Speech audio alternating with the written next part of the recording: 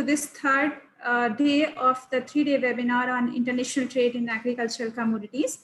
We'll have the final sessions today, and among them, the very first session that is being taken by two very eminent speakers. The first one is Dr. Raka Saxena, who is Principal Scientist at NIAP, New Delhi. And it will be followed by another lecture by Mr. Abid Daraya, who is an exporter. So Dr. Raka Saxena, let me introduce her to all of you. She is a Principal Scientist at National Institute of Agricultural Economics and Policy Research, an ICAR Institute at New Delhi. And she holds a PhD in Agricultural Economics from G.B. Pant University of Agriculture and Technology. Before joining ICAR and IAP, she served the premier ICAR NDRI Karnal and G.B. Pant University as a faculty member.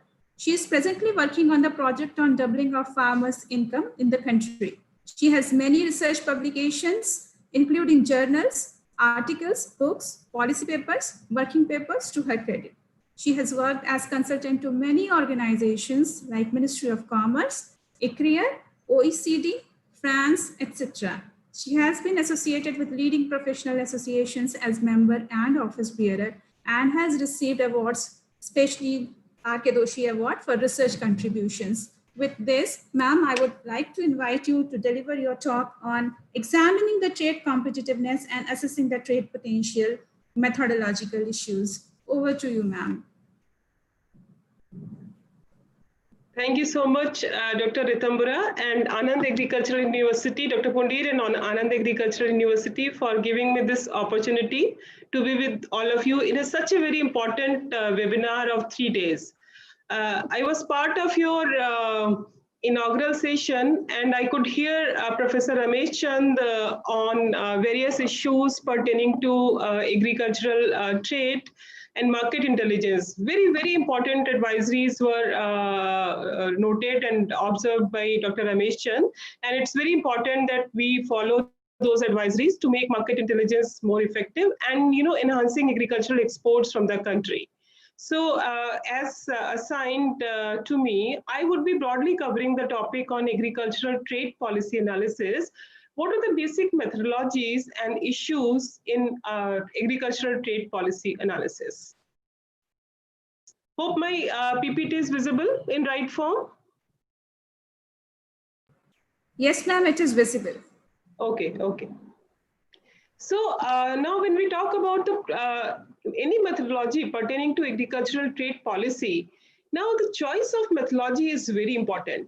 When we talk about the choice of methodology, it depends on many attributes. When we talk about choice of methodology, it depends on what is the research question in our mind. The research question could be, we need to provide the research-based information on policies for different stages of policy making process. It could be for a proposal, maybe something we are going, in trade negotiations with countries, and we are signing a proposal, we are having a bilateral trade agreement between two countries. So we have a research proposal. Now, the question for the decision maker is that whether we should go for that proposal or not.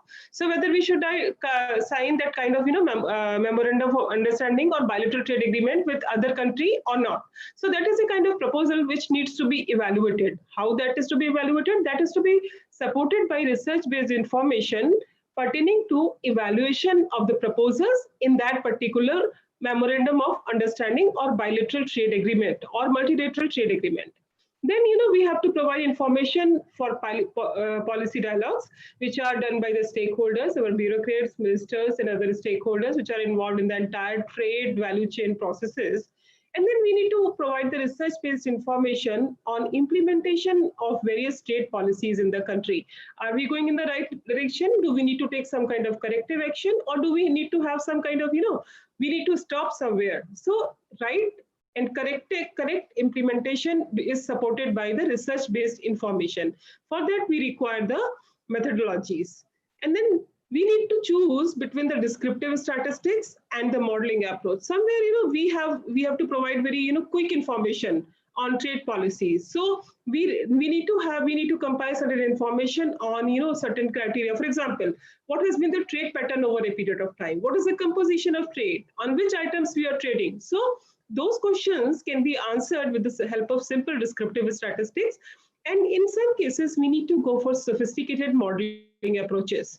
Now, we need to choose between, some kind of, we need to have a balance, because we cannot go, only with the descriptive statistics and only with the modeling. So we need to have a proper balance of the two. And then for econometric estimation, we have different kind of approaches. One is the ex ante approach and the ex post approach. So we need to have, we can have choices between the partial equilibrium models and the general equilibrium models. When we talk about any kind of ex ante evaluation, what is ex ante evaluation? Ex ante evaluation is, prior to entering into some kind of, policy decision. So that ex ante decision involves what would be the likely impacts of that ex ante decision. Maybe, we are going to hike the tariff of a particular commodity which we are importing. So how the tariff hike is going to, affect the stakeholders which are involved in the value chains, maybe our farmers, maybe our consumers, exporters, traders, and all. So that we need to have some kind of simulation exercise. If we keep tariff at X level, what is going to be the welfare impacts? If we keep our tariffs at X plus something, what is going to be the impact on our various stakeholders which are involved in the value chains? And then ex post approaches, they use historical data to conduct analysis of trade policies. And ex ante approaches, they usually answer the question, what if kind of questions. So what will happen? We need to answer what will happen. If we have, some kind of tariff rate quotas, what is going to happen? If we are going to have some export ceilings, what is going to happen? So ex ante approaches, they answer what is going to happen if this particular decision is taken. So those kind of approaches answer what if questions, whereas ex post approaches, they answer what if questions under the assumption that past relations continue to be relevant. Now, let's say if we have been exporting, let's say 7 or 8 million tons of rice, what will happen if we have some kind of change in our rice export policy or rice cultivation policy? Because we have been talking of a different kind of crop geometry where sustainability issues are very important. And if we decide on something, we try to limit export of rice. So what will happen? So that kind of questions could be answered with ex post kind of approaches, where we have some kind of historical behavior of that particular policy decision and policy action. And then we are going to simulate what is going to happen if these kind of actions are going to be some kind of corrective actions are applied to those kind of historical patterns. And then we have the option between partial equilibrium model and general equilibrium model. So we will take all these issues in detail when we go ahead with our slides. And these methodologies, of course, we have limited time. Sometimes, we have to provide the answer to a particular problem very shortly.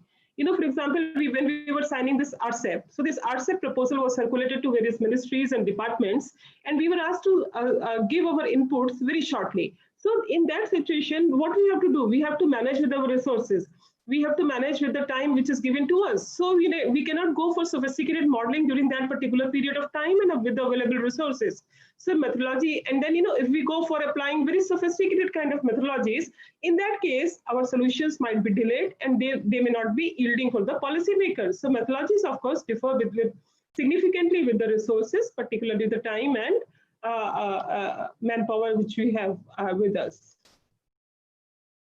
When we talk about major indices pertaining to trade, and most of you might have learned all these things and you might have heard all these things, because these are some simple indices or some simple measures of trade which define how a particular economy is moving in general, in terms of agricultural exports, in terms of agricultural imports, and then how we talk about changes in different sectors of the economy, how agricultural trade is moving, how agricultural exports are moving, how agricultural imports are moving. So what are the major items of trade? So these indices define what has been the historical pattern, how we are moving, what kind of changes we are going to have. So trade openness is one of the basic indices which we can compute in policy analysis. That is, and it indicates what is the how our economy has integrated with the world economy. So we usually measure this kind of thing in terms of what has been the percentage share of trade to the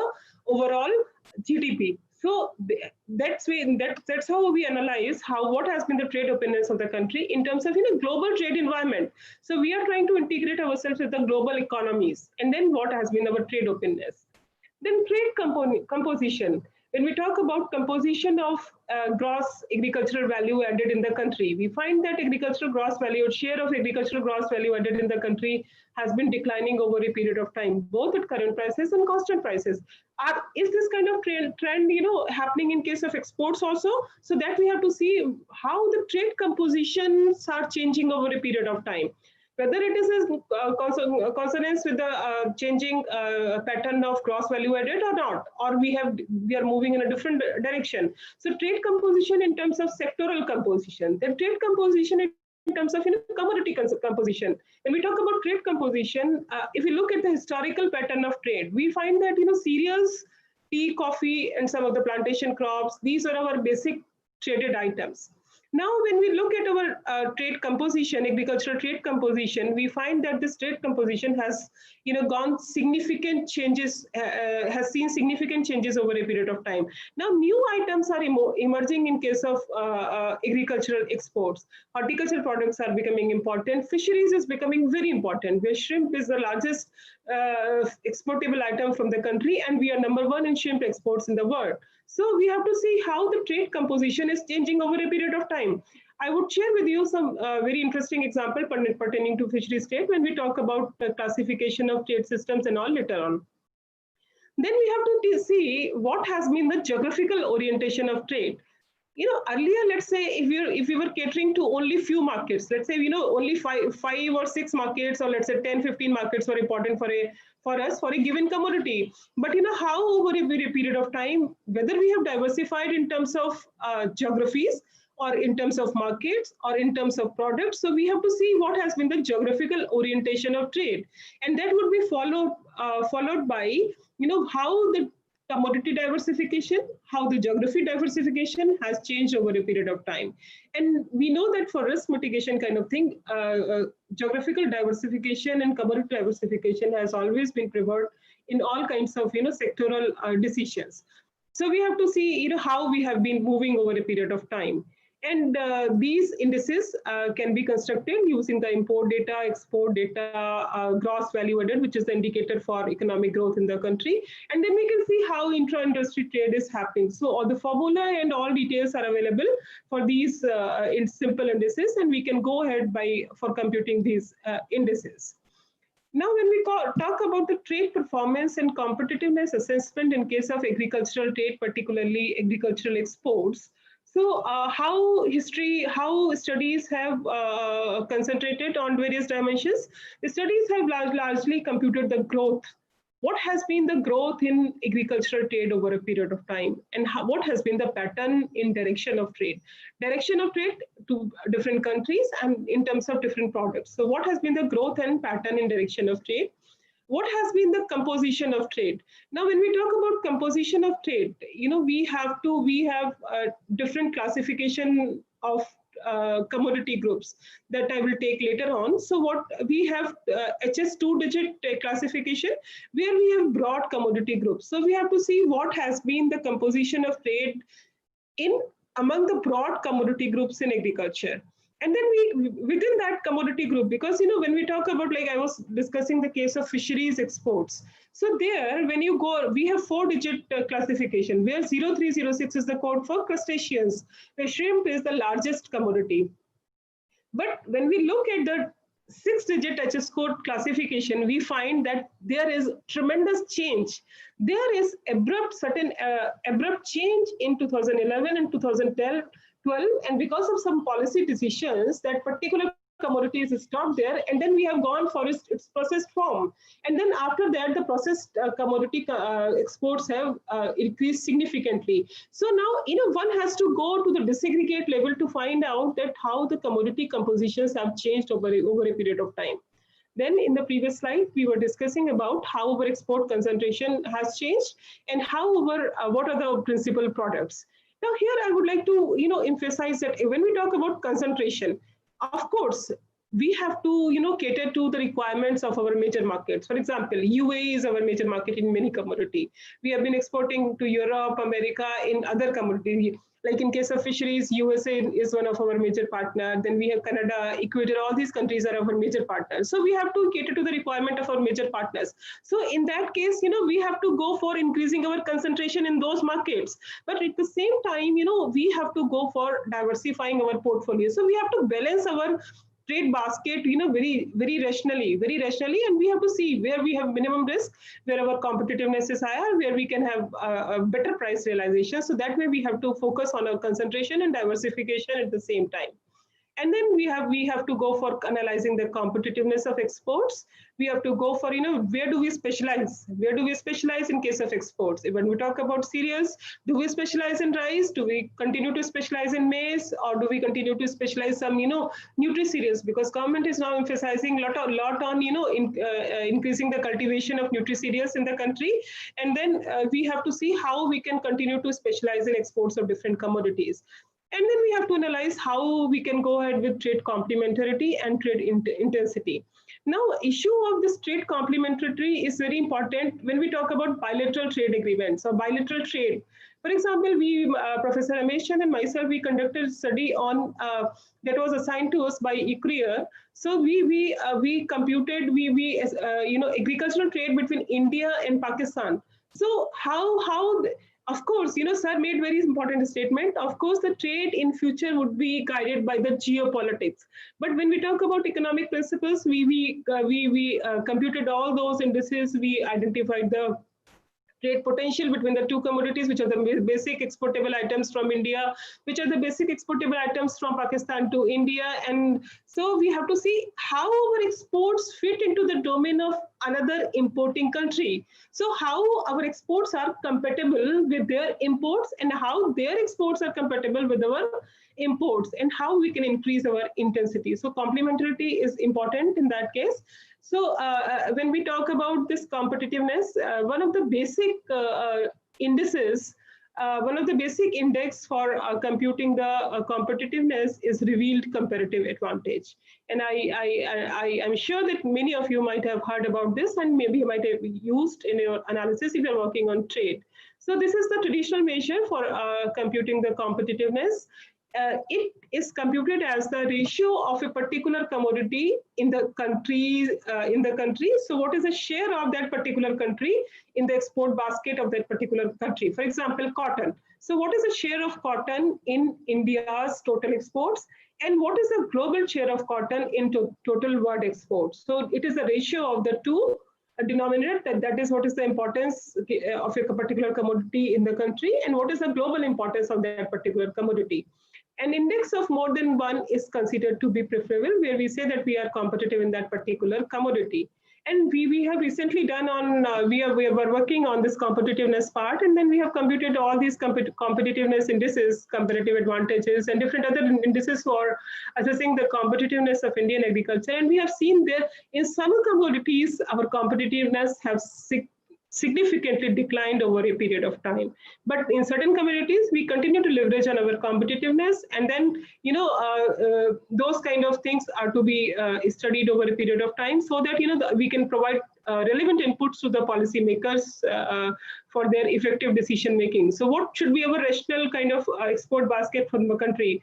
And we are talking about doubling of farmers' income. There we have stipulated that the DFI committee has stipulated that we would be doubling our agricultural exports from $30 billion to $60 billion in a given time frame. So when we talk about a doubling of agricultural exports, it is particularly very important that we need to have proper, proper optimal kind of, trade policy analysis. So the timely inputs. Now here, I would stress on the term timely inputs to the policymakers to have proper decision making. This revealed comparative advantage has been criticized for a number of its, though it has been very good measure for assessing the competitiveness, but it has been criticized by many scholars and researchers on its demerits.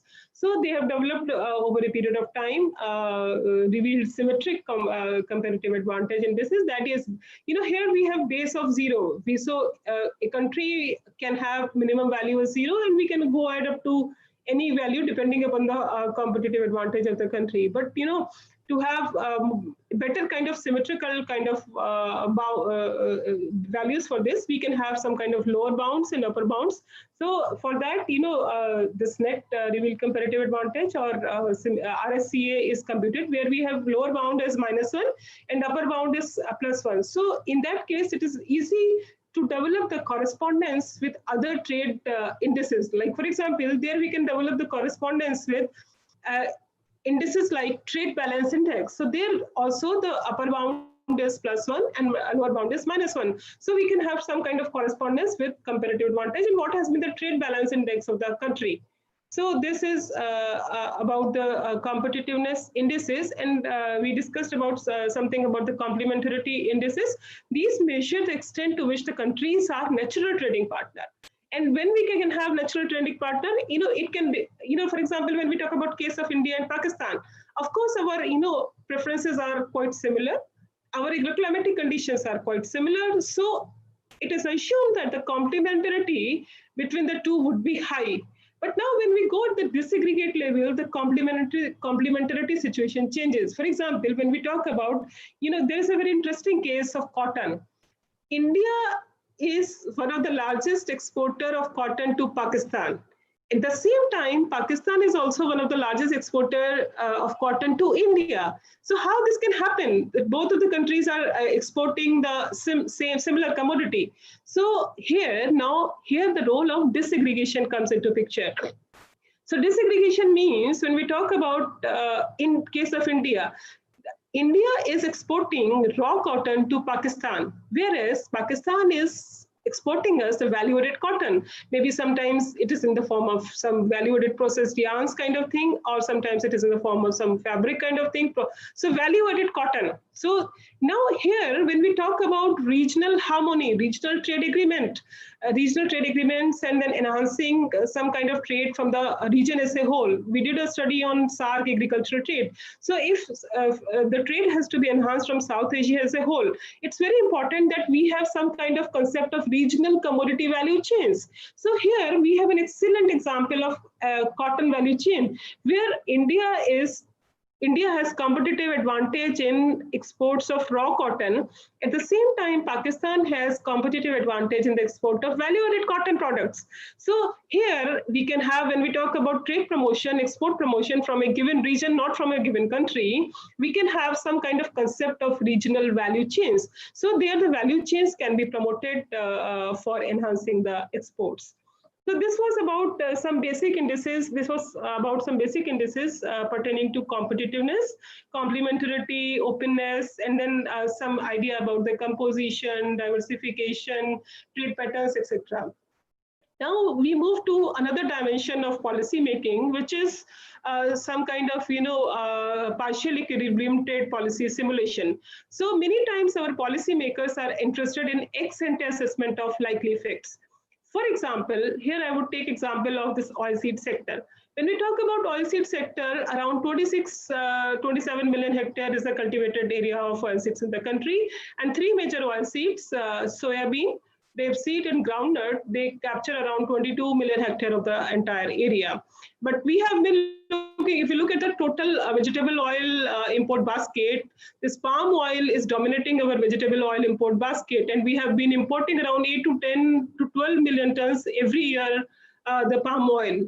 Now, if our policymakers decide, of course, the tariffs have been altered over a period of time, that we have changed the tariff, we have increased the tariffs to protect our domestic oilseed sector. So if the policymakers are further interested in increasing the tariffs and its likely effects, we need to have some kind of, welfare analysis. What would be its likely impact on the stakeholders, on the total oilseed sector, on farmers, on consumers, on our import bills, foreign exchange reserves, and everything. So that in that situation, we need some kind of modeling. So a simulation approach is required when we have to go for this kind of decision.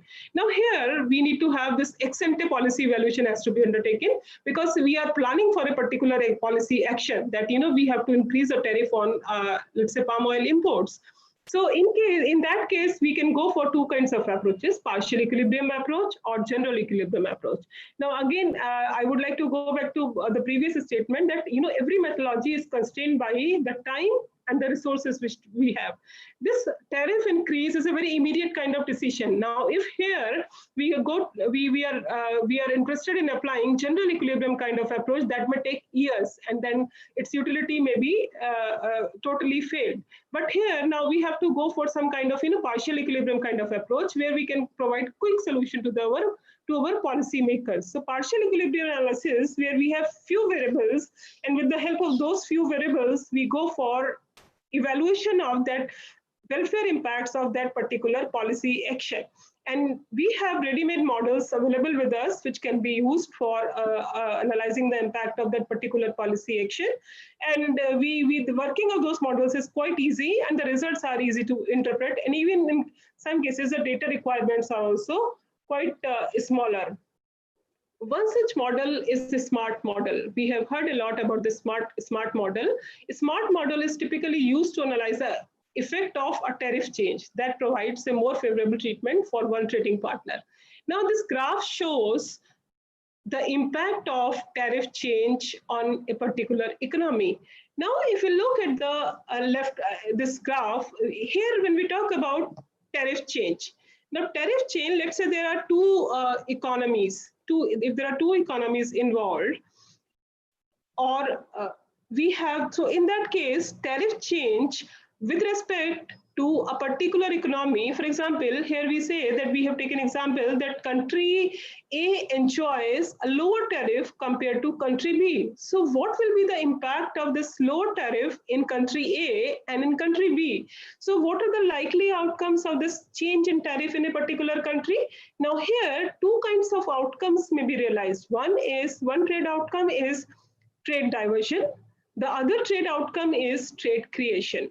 Now, how this will happen? Let us see in this figure A, which is on trade diversion.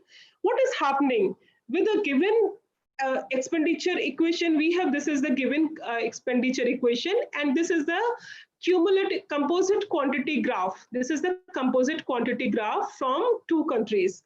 Now, let us say that there is an advantage of lower tariff with respect to country A. So what will happen initially if there was equilibrium at E0 with A0 quantity from country A and B0 quantity from country B? Now what will happen? This lowering of tariff, what it will do? It will reduce the domestic price. And when it will reduce the domestic price, what will happen? That the quantity of commodity from country A will increase from A0 to A1, and quantity from country B will decrease from B0 to B1. And consumers now can move from E0 to E1, that is on the same composite quantity curve, so the consumer would be on the same composite quantity curve. But quantity from country A will increase, quantity from country B will decline. So here the trade diversion would take place from trade from country B is being diverted to country A. So the country A is enjoying. Now, what will be the further impact of this? I mean, how it will run. So then when there is further decline in tariff, what will happen? Because the expenditures would be declining due to low tariff, the consumer would be moving on a new composite quantity curve. And in that case, the quantity from country A will further increase from A1 to And then there has been a decline from country B, B0 to B1. So this has been a case of trade creation for country A, where the consumers have moved to a new kind of composite quantity curve. So smart model, there's a smart model is available on World Integrated Trade Solution website. This is ready to use kind of model, and there the parameters are we have to enter some kind of data, and then the model will give us the results pertaining to the trade creation and the trade diversion with respect to, and it will help us in making a quick decision regarding what will be the impact of tariff change on a particular economy. For example, like we were discussing about the case of increasing the tariff for this imported palm oil. So what will be the impact of this on composition and then welfare of consumers in India, and how it will interact with other things in the economy. But because this change in tariff, it will have repercussions on many other aspects. But when we talk about partial equilibrium kind of situation, we assume that all those things remain constant, or they remain as such. But it will surely interact, because when we talk about such a huge import of palm oil in the country, 8 to 12 million tons, this is such a huge quantity. And when import of this thing are curtailed, or some decisions are taken pertaining to the tariffs, so it will have interaction with other things, because the domestic this may motivate this may incentivize the domestic producers of oil seeds. So domestic oil seeds would be promoted. And so now we have to go in a larger framework, and that larger framework requires general equilibrium kind of thing, where we can have other gross interactions with other sectors of the economy. So for that, general equilibrium kind of analysis is very important. So these are preferred to partial equilibrium models when the scope of experiment is large, and their interactions are taken beyond the range of a partial sector, and these go beyond a particular area or particular sector. So it goes to the households, it goes to the producers, it goes to the government, and it goes to the even exporting country. If Malaysia is exporting a huge quantity of palm oil to us, that country would be affected. So its impact would go beyond a particular Indian oilseed sector to rather all other sectors which are having linkages with our Indian oilseed sector. So these general equilibrium models are very important when we want to have gross impact on all the sectors, but basically pertaining to prices, production, consumption, exports, imports, and welfare. But when we talk about handling of general equilibrium models, how many papers we have seen on general equilibrium model? There are very few institutions which have capacity on general equilibrium model. If we look at the case of India, we find that Indira Gandhi Institute of Development Research, National Council of Applied Economic Research, and only few institutions, they have very gross capacity to run these kinds of models. Because this is we have also taken and NIAP has also taken a project on preparing this general equilibrium model for this current plan. So we would be going ahead for this kind of analysis, but this is something very huge kind of exercise. It takes a lot of time because you have to assemble the data set pertaining to all the sectors of the economy. When we talk about household sector, we talk about producers, we talk about consumers, we talk about governments, we talk about other activities and institutions. So we have to assemble huge data set, and we have to start with a balance sheet. And that balance sheet is basically known in the form of social accounting matrix, SAM, which we usually calls SAM.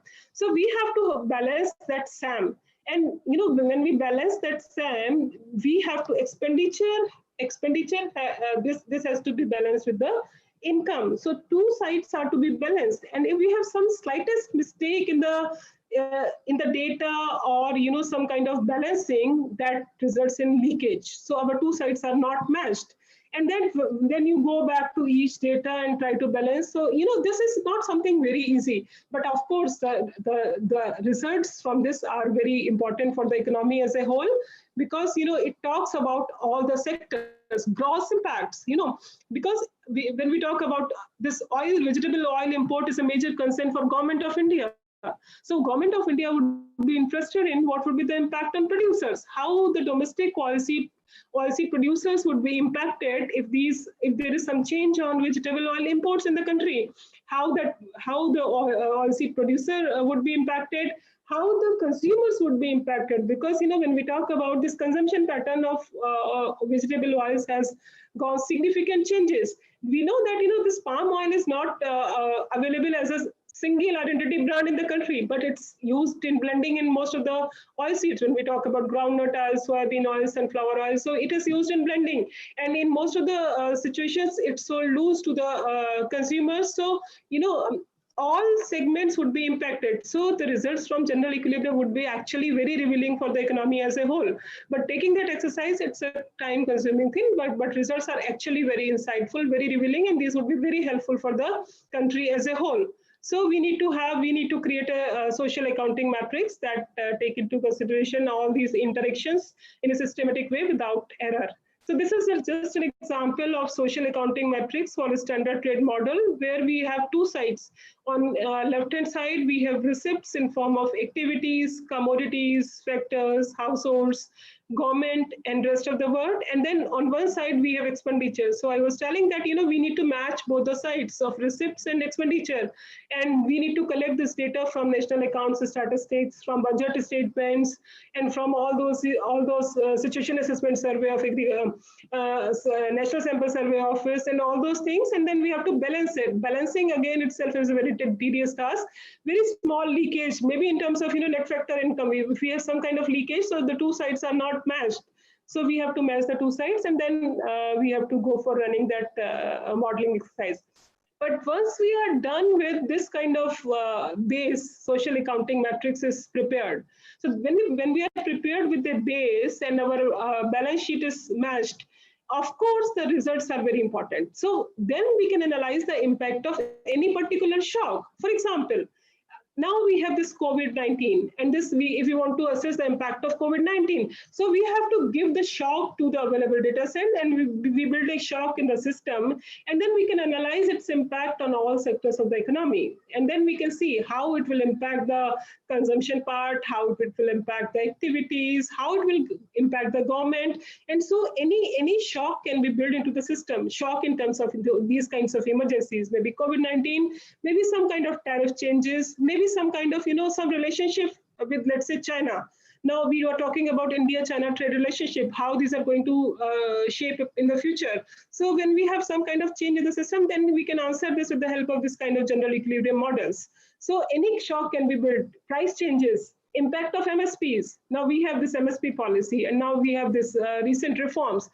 Now, if we have some kind of change in price discovery, what will be its impact on different sectors, different activities, and all those things. So once this balance sheet is prepared, it's very easy to assess the impact of every shock on different sectors of the economy. So these are very important, but the work on this is very rare, and we find agriculture sector particularly, this is something very rare. Coming to after analyzing the domestic policy situation in terms of impact of a particular policy decision, policy action, ex ante impacts, ex post impact, what will be its impact. Now we go beyond this, and then we try to see how our trade situation with a particular country or multiple country is going to shape up in future. And just now we discussed the case of India-China trade, how India-China trade would be shaped in future, how India-Pakistan trade, how India-America trade would be shaping up in future. So now this bilateral trades, these have been explained over a period of time with the help of gravity model, which we call as gravity equation. Now this is based on the law of Tim Burton in 1962. He said that we have our planets, they come together because of many similarities. So he highlighted that the countries would be attracted towards each other depending upon the size of bilateral trade would be determined by a law called gravity equation, and this will be in proportion to their gross domestic product. That is the size of the country and their proximity. If they're closer, they're likely to trade more. and you know, this is the gravity equation, and there we take when we talk about this exporters, we for example India Pakistan bilateral trade. So India's exports to Pakistan would be determined by what? If we talk about gravity equation, size of India, size of Pakistan, I mean variables pertaining to the size of both the economies, their distance, their remoteness, and we can have many other variables in the model. Now, when we talk about size may be something, you know, the absolute size in terms of their gross domestic product, but we have to bring that to some kind of level playing field. So maybe we can take per capita GDP or those kind of level playing variables which we can measure for both the countries. So that's how we can determine that the size of bilateral trade between the two countries. So this is one thing, and then this was thought a mere representation of between the bilateral trade between the two countries, depending upon the size of economies, their distance, and amount of their trade. But and then at the time there were other models, Hicksler-Ohlin model, and they basically focused on the factor endowments. That factor endowments between the countries that are responsible for trade. And some models, they emphasized on technology, which is very important for trade between the two countries. But later on, Anderson and Van and Koop, they had some kind of modification over the previous work of Tim Burton. They said that, you know, it's not only about the size of economies. It's about many other factors which we call as MTR. So multiple trade resistance factors are very, very important. So there could be resistance to import, there could be resistance to export. And then we have to measure those variables which we keep in the category of resistance to import and resistance to export. And then we can have, for example, if a particular country is located in some kind of, you know, island, so that country is at a distance from the exporting nation. So their location, their distance could be made. How that is said to be demarcated or interpreted, we may use dummies for that. Tariffs could be another thing. Tariffs could be another thing which are, you know, hindering the trade between the two countries. So multiple resistance factors are very important. And multiple resistance factors are actually built in, are to be built in the gravity equation to have more realistic kind of situation. So beyond, besides the size of economies, besides their distance may not be always measured in terms of, you know, absolute distance between the two nations. Rather, sometimes we can use dummy. For example, if a country is landlocked, so we have to use some kind of dummy for that. So we may use dummies. There are different estimations. There are different measurement tools available for those kind of multiple resistance vectors. Due to paucity of time, I'm not going to going in detail. Rather, I'm just highlighting the areas where we can have some kind of methodological, some kind of methodological connect with the models which are already there. So there are issues in gravity equation. Now, when we talk about gravity equation, it is simply, you know, this exports are function of size, distance, multiple resistance factors, and all.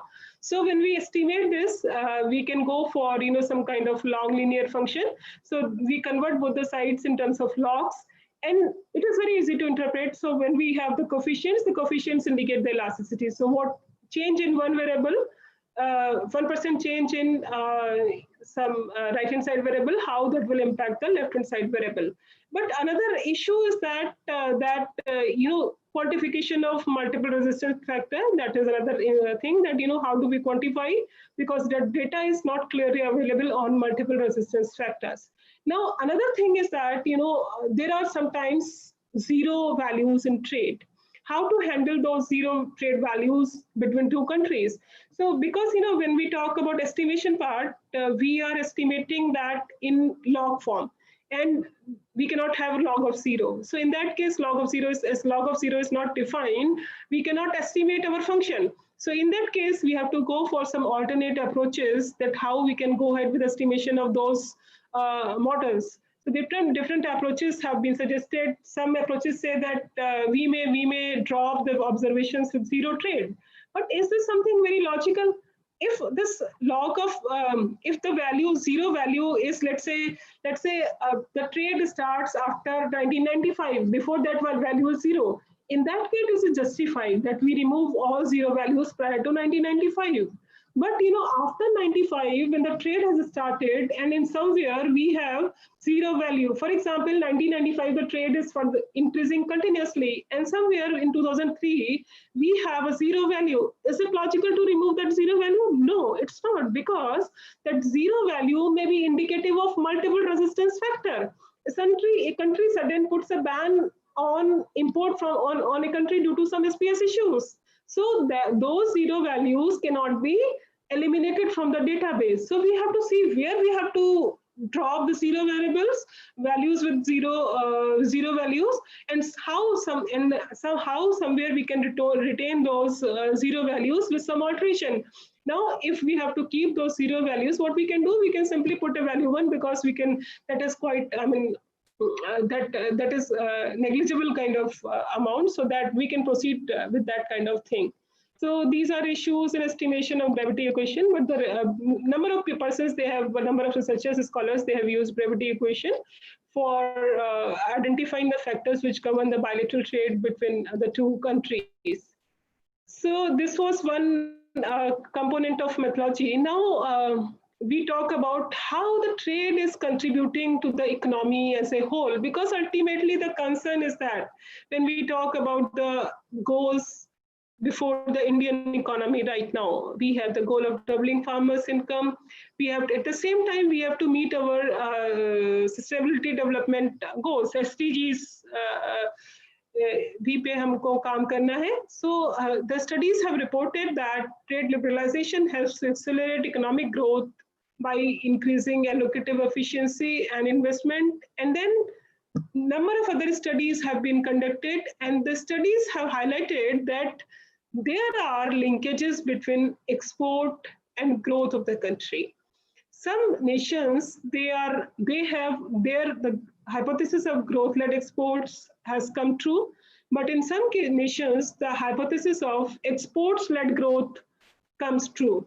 So we have to see, and I mean, it depends where the country, at which stage of economic growth the country is. So we have to see how, when we talk about this export-led growth hypothesis or growth-led export hypothesis, for this we have a different methodological framework that we would be dealing. So this is the review from number of economies which indicate that, for example, agricultural exports and economic growth in Nigeria, they did this kind of a study for a data of 30 years, and it was the outcome that a unit increase in agricultural exports would bring more than proportionate increase in the real GDP in Nigeria. So their exports are inducing growth in Nigeria, and in this case also exports and imports individually jointly cause GDP, supporting the export-import-led growth hypothesis. And then again, here in this study also, we have this hypothesis of export-led growth claims have also been made there. And here also growth-led, in India, growth-led exports hypothesis has been proved by Mishra in 2011. And other countries, this has come true. And at the same time, when we talk about enhancing exports, their impacts are realized in terms of trade and finally the prices. So we have to analyze how these are transmitted to actually the domestic prices. Now, when we talk about case of cotton, India is the largest exporter. The principal export item is cotton. The cotton constitutes around 20% in the total export basket of the country. Now, so we are globally well integrated with cotton market in the world. So how the prices, global prices of cotton are integrated back into the value chain of cotton in India. So their impacts are actually transmitting to the domestic value chains and supply chains of cotton.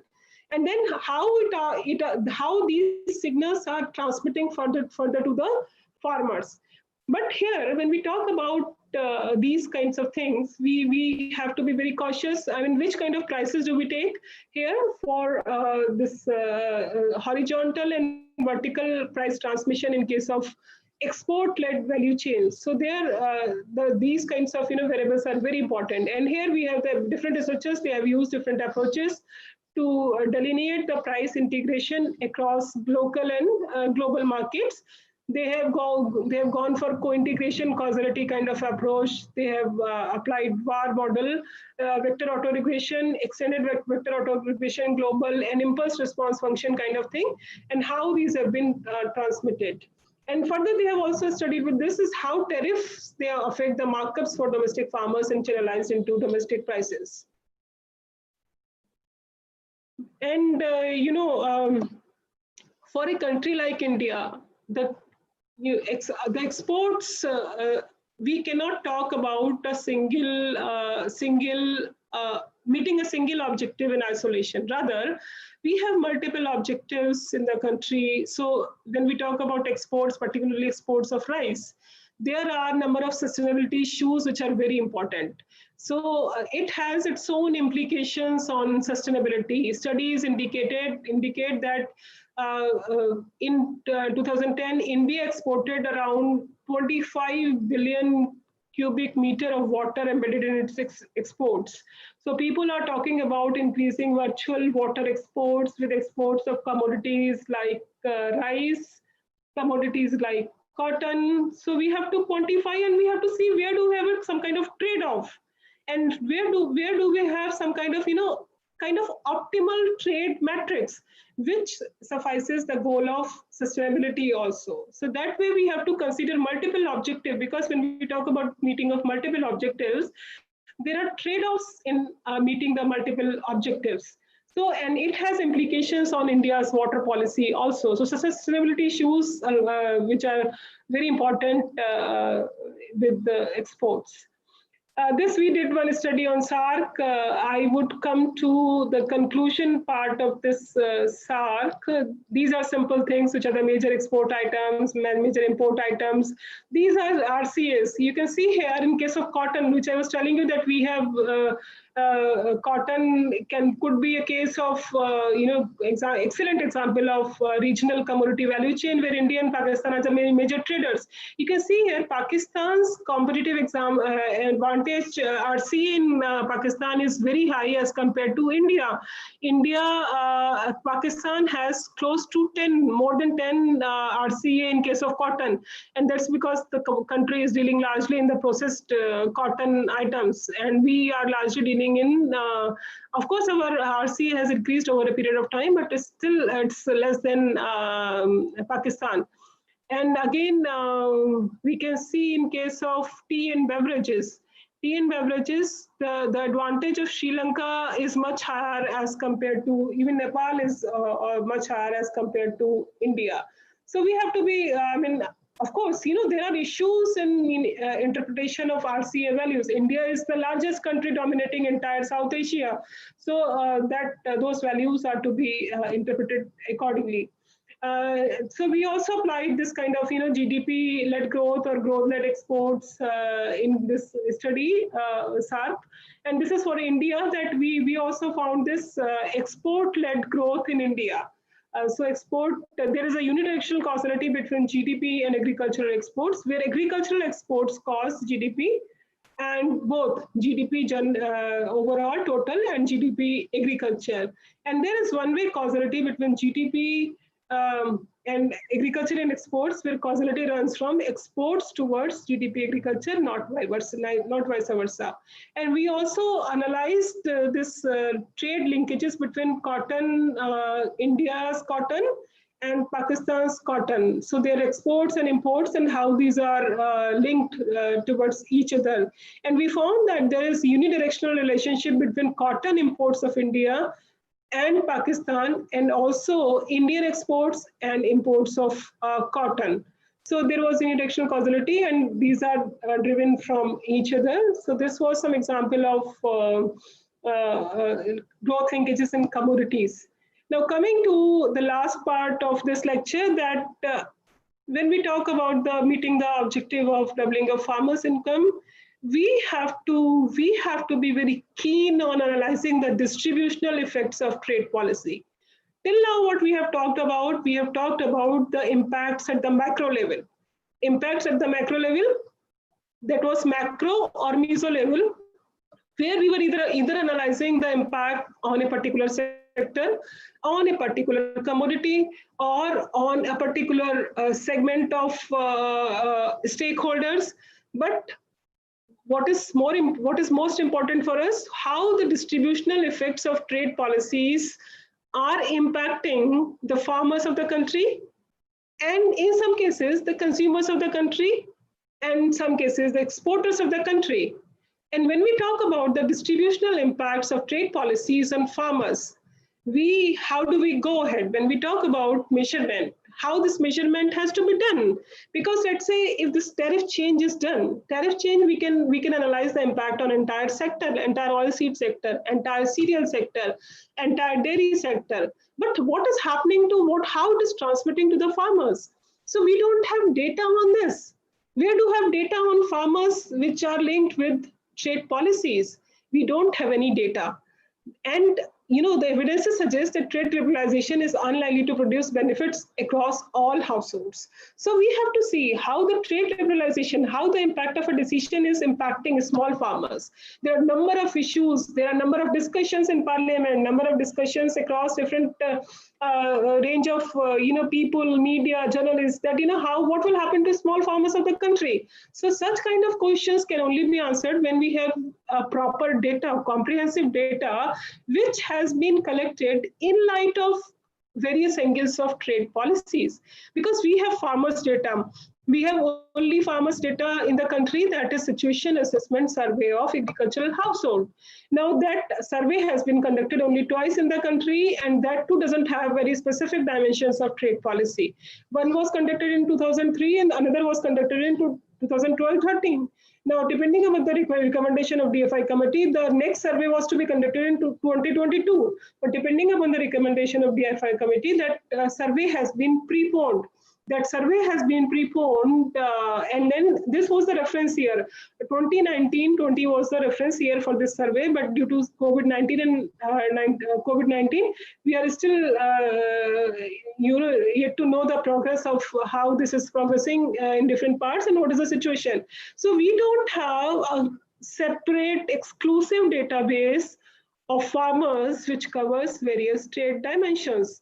And in absence of this kind of database, we cannot analyze the distributional impact of trade policies on the farmers. Now, this is the case of country. Now, when we talk about, our partners, so how change in our policy is going to impact other trade partners' farmers? For example, how change in India's trade policy will impact the farmers of Pakistan or farmers of China or farmers of USA? That is a distant dream for us, that how we can analyze such thing when we don't have data in our country. For example, if we want to assess the impact of this oilseed or vegetable oil tariff change policy on consumers, we have these consumption surveys. Last consumption survey was conducted in 2011, but the recent survey is not available for the public due to certain issues. So we don't have, recurrent, we have very quick surveys. In some years, quick consumption surveys are conducted. But, we have to, when we talk about, we have to go for comprehensive consumption surveys to see how trade policies are impacting the consumption of various commodity items, how oil consumption is changed in light of the change in tariff. For example, we had seen that graph where consumption is changing when tariff is changing, but we don't have the data on analyzing its distributional impact on consumers of oil, consumers of India. So actually, this is the crux of trade policy impact, and there we have to see how this is percolated down to the micro level, from macro to micro level, because ultimately all beneficiaries are either farmers or consumers. So we have to see how these are done. So we need to have a comprehensive kind of database for this. And data requirement is very important. So we need to link policy-driven changes in prices to even wages and how this is affecting the wages and employment. And their proper econometric identification may sometimes be problematic. And survey data, we know that it is collected for different other reasons. The situation assessment survey objective is something different. Consumption survey's objective is different. So we have to see whether this survey suffices our contribution in terms of providing a solution to a particular trade policy decision or action. So we have to scrutinize that particular survey, whether it is sufficing our intention or not. So for analysis of distributional effects of trade policy, we should have a survey, comprehensive survey, where we can directly link the trade dimensions with the trade policy actions. So this is my last slide, and I think I am in time. So we have to see broad issues which are there when we talk about methodological issues in agricultural trade policies. When we talk about agricultural sector, even in India, when you talk about people outside agriculture, and when you say agriculture, people would understand only crops. So, and when we look at the national accounts statistics, we find that crops and livestock are treated as agriculture. And when we add fisheries, forestry, all those things, then it becomes agriculture and allied. So when we talk about treating agriculture sector at global level, we have to adopt a uniform pattern for for examining the sector as a whole. If you look at the data in agricultural statistics at a glance, there are a number of commodities which are listed, and then they provide total at the end, which is given as agricultural exports of the country, agricultural imports of the country. And when you look, another classification has been given by WTO. So WTO covers number of items, number of HS codes, harmonized system classification code, and there they cover number of items and few items from other broad commodity groups which are part of agriculture. So we have to see which is the standard for India, country like India, which is the standard nomenclature for agriculture as a whole. So either we adopt from the nomenclature given by WTO, or we adopt a nomenclature which is available in global research studies. So we have to see which is the standard nomenclature. So this is one issue. This is the basic issue when we talk about agricultural trade policy. It's okay when we talk about a particular commodity, cotton.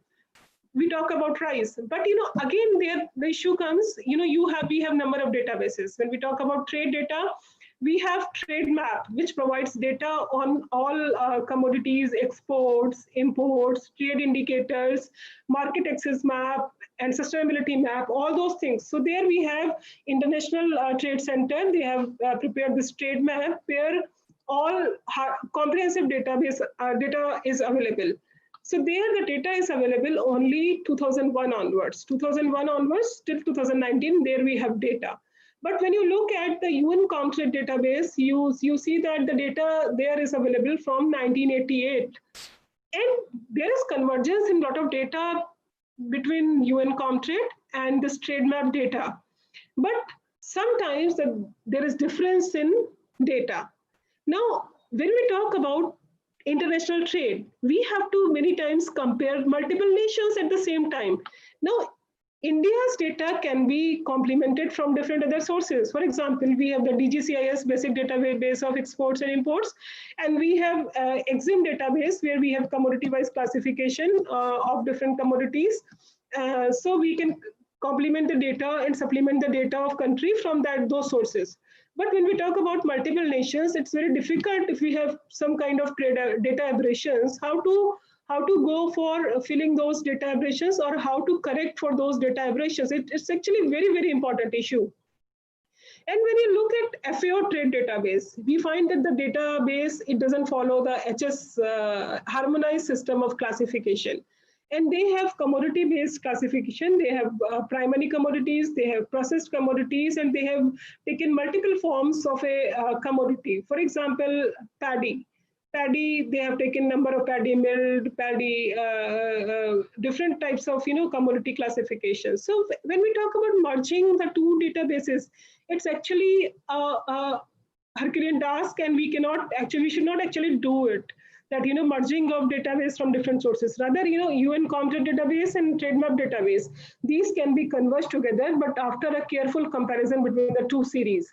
So, and handling missing values is a concern. So, like for example, like we talked about handling zero values in gravity model equation, there we saw that how we can handle zero value and all. But if the trade is increasing and suddenly between for 1 year or 2 years the data is missing, so from where do we get the data for those? So missing values are a concern. So these are the basic issues when we talk about the when we talk about agricultural trade policy analysis. So we have to be very cautious in all those things. But I would like to advise that you carefully go through TradeMap, and there you will find the database. And there are a number of very trade competitiveness indicators are also there. So we can, if time had permitted, I would have shown you all those things.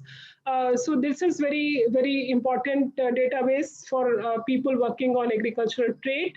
There we can see their quantities are available, values are available, shares are available, unit values are available, number of indicators are available.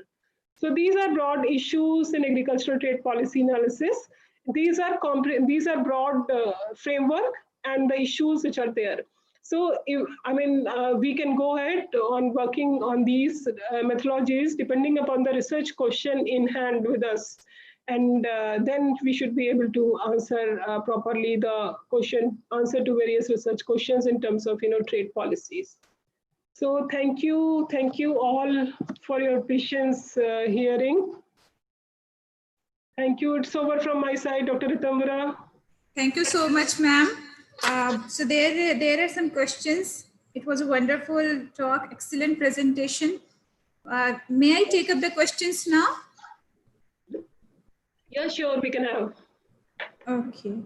The very first question is, I think you have already covered, but would you like to throw some more light on what could be the different data related issues as you have already talked about, and how to resolve those issues in analysis of agricultural trade policy when we have so many objectives at one go? Okay. So when we talk about different data related issues, see, when we talk about in the case of India as such, we have DGCIS, the basic database for Indian economy as such. So there we get historical data pertaining to Indian exports, Indian imports, but the trade policy solutions are not standalone. So we have to gel well with our trading partners. So whether we are exporting or importing, so we have to provide the answer in pertaining to those things. So there, my suggestion would be that initially we may rely on this TradeMap data, and then TradeMap data may be clubbed with the UN COMTRADE data. And if there is a single commodity, even FAO database may be useful to some extent, because FAO data, what is the advantage of the FAO data? There we get the balance sheet, commodity balance sheet also. So that may help us analyze the policy solutions to a particular research question which is bothering the stakeholders. This is one thing. Another thing which you said that we have multiple objectives. I could touch that point, but I would elaborate more here. See, what is happening when we talk about economy as a whole? We have the multiple objectives of efficiency, that is economic growth. Country has to enhance the gross value added from different sectors. So we have the objective of efficiency, and then we have to fulfill the objective of equity. That is, we have to take into consideration the interest of our smallholders, which is smallholders who are constituting more than 85% of India's farming population. And then we have to also solve the needs of our other vulnerable sections of the economy. So equity, we have another objective of equity. Sustainability objective I highlighted, it's actually very important. And so when we talk about our trade matrix, most of the water guzzling crops are consuming maximum share in our trade basket. So sustainability issues are very important. Now, what we are trying to do at NIAP, we are trying to develop a comprehensive metrics which tries to suffice all these objectives, macroeconomic goals, macroeconomic objectives of efficiency, equity, sustainability, and trade. We are trying to look at what are the competitive advantages of different commodities, and we are trying to see the sustainability implications. And there we will have some kind of classes which are having competitive advantage, and at the same time they are handling our sustainability issues also. So that is the need of our, and we are trying to work on that, and we should be able to bring out some solution on that. Thank you, ma'am. Another question is related to your views on combining different methodologies. Could you please throw some light on this? Yeah. See, I told initially that selection of a choice of a methodology, it depends on the research question. Now let us take a research question that we have to see we are altering the tariff for vegetable palm oil in the country. Now this solution can be provided either with the help of partial equilibrium model or with the help of general equilibrium model. Now, which model to select, whether we need to go for partial equilibrium model or general equilibrium kind of model. So that will depend upon the time and resources do we have. For example, if we have to give solution in just 1 to 2 months, we cannot go on a general equilibrium model. So in that case, we have to go for some kind of quick modeling and quick solutions, quick answers to the problem. So there we need to go for partial equilibrium kind of model. But later on, what we can do, because this is the most important sector for Indian economy, we may continue to work on oilseed sector, and then we may provide more realistic, more holistic answers with the help of general equilibrium model. And then again, let's say when we can combine, so we can have the combination of competitiveness methodology, we can have competitive, then we can have, meeting various social goals of the country. And so we sometimes we are very specific in our research question. So are we driven by export-led growth or growth-led export? So there our methodology would be, some kind of time series analysis, co-integration, causality kind of thing. So depending upon the research question, we need to combine different methodology. Please unmute yourself, Ritambra. Thank you, ma'am. We have another question. How trade can be clubbed with multiple objectives? I think you have covered of efficiency, equity, and sustainability. We have another question which is coming up from the participants, and that is, can we increase trade links through SAARC to improve further our exports? Yeah, we did that analysis, and then for enhancing the trade from SAARC, or within SAARC also, we have the South Asian Free Trade Agreement, which was started in the year 2006. And if you look at the trade after SAFTA, we can see we studied that for India and Pakistan, and we could observe a significant jump in trade between India and Pakistan, particularly when this SAFTA was launched. But SAFTA was also subject to certain reviews and complete implementation by 2012-13. But again, I would like to come back on that statement that trade many times is guided by geopolitics. So when we talk about trade potential, India, Pakistan, and Sri Lanka are the three most important trading nations in South Asia. So there, between India and Pakistan, we again have different other issues which are governing trade. So, but India is the largest dominating economy in South Asia. And of course, South Asian countries they have very niche areas in terms of agricultural trade. So we can have, some kind of ideal examples of regional value chains, and trade from SAARC can be enhanced for its global presence.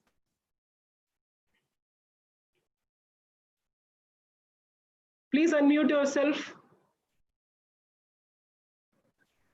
I'm so sorry. There is another question which is related to IT, ma'am, and I don't know if this would be the right person, but still I would like to ask. The audience wish to ask what IT-enabled solutions are being adopted in complex econometric analysis situation, such as general equilibrium models and social accounting metrics. May I repeat? Yeah, no, it's okay. It's okay. See, IT, in case of, I would start from something very basic. IT enabled solutions are actually very important for trade analysis of trade policy. Now, application of IT can be from the very starting point of data. Now, when you look at the EXIM database, you will find that EXIM database can be downloaded just for 2 years at one point of time. So if you have to download the data from EXIM for, let's say, 40 years, you have to go for 20 iterations for single commodity. And when you talk about the data from US and other advanced countries, you can just download entire data at just one click. So we need to have IT-enabled solutions at every point, particularly at data point. This is one thing. Another thing is we have very important enabled database solutions. Smart model is one type of IT-enabled solution, which is a solution for partial equilibrium kind of analysis, and it will give us quick solutions. We have to give certain parameters, and then it will give us quick solutions. Another thing like the social accounting matrix and the SAM social accounting matrix and general equilibrium model, their issue of IT is not that important. Their issue of data is much more cumbersome and much more complex because data pertains to huge all the sectors of the economy. So when you collect data from all the sectors of the economy, it's you have to balance everything. So their role of IT is important, of course, but the role of data collation, data compilation, data checking, data balancing is much more important than IT. Thank you, ma'am. And there is a final question now. How do you see the role of different trade groups in the post-pandemic scenario? Sorry, can you repeat again? How do you see the role of different trade groups in the post-pandemic scenario? Do you see it going bilateral to multilateral, or the groupism? See, the trade situation will change. Of course, it has changed, and it will, of course, change because the trade. It will depend upon the geopolitics and other trade relations. And there has been major change in the major trading economies: USA, China, India. So, of course, and the future time will also guide us that whether we will move from So right now we are working on something on bilateral trade relationship between China and India. So the trade relation will move, in a different way. It's very difficult to predict at this stage, but of course, trade relations are going to go in face a different kind of transformation in coming times. Thank you so much, ma'am. That's all from us. Now I would like to request Dr. Y.A. Lad to deliver his vote of thanks. Dr. Lad, please. Dr. Lad, you are not audible.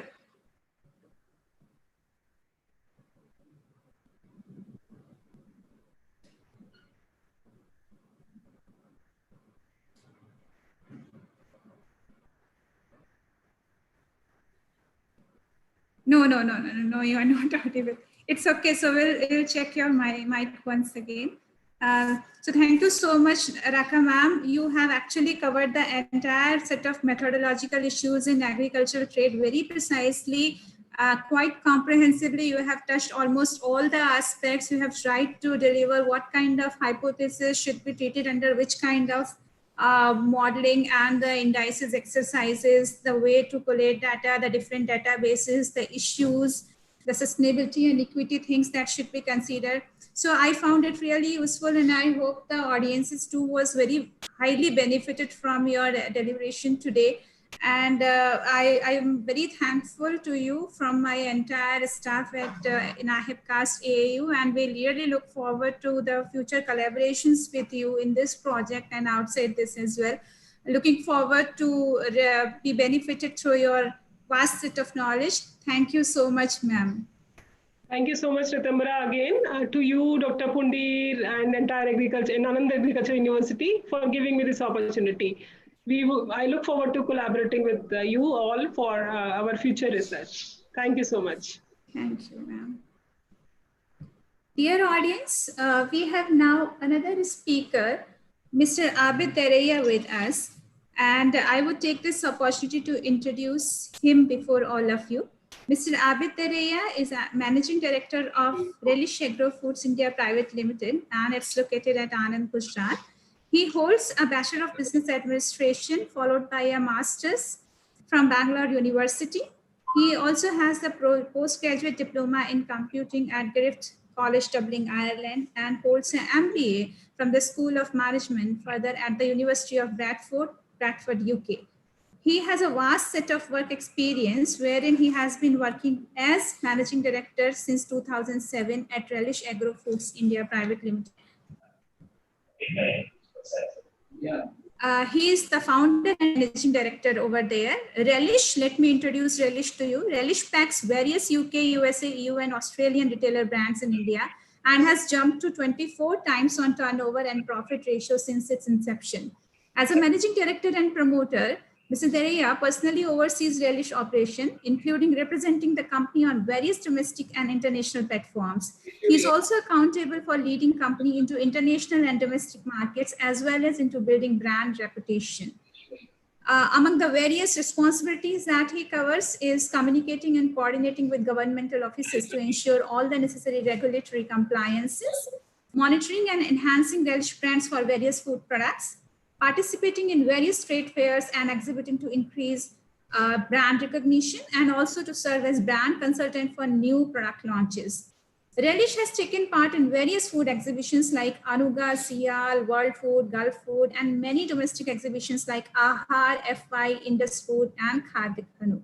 As a result of his marketing efforts during all these years, Relish is an established brand in domestic frozen food market. Relish distribution network is spanned across North India, Gujarat, Maharashtra, Rajasthan, MP, and some parts of South India also. An outcome of Mr. Tereya's steadfast and unflinching efforts, since December 2011, Relish has joined with Asia's largest dairy, Amul, for storage and distribution of their products in the Gujarat state, even while letting out additional storage capacity to various companies.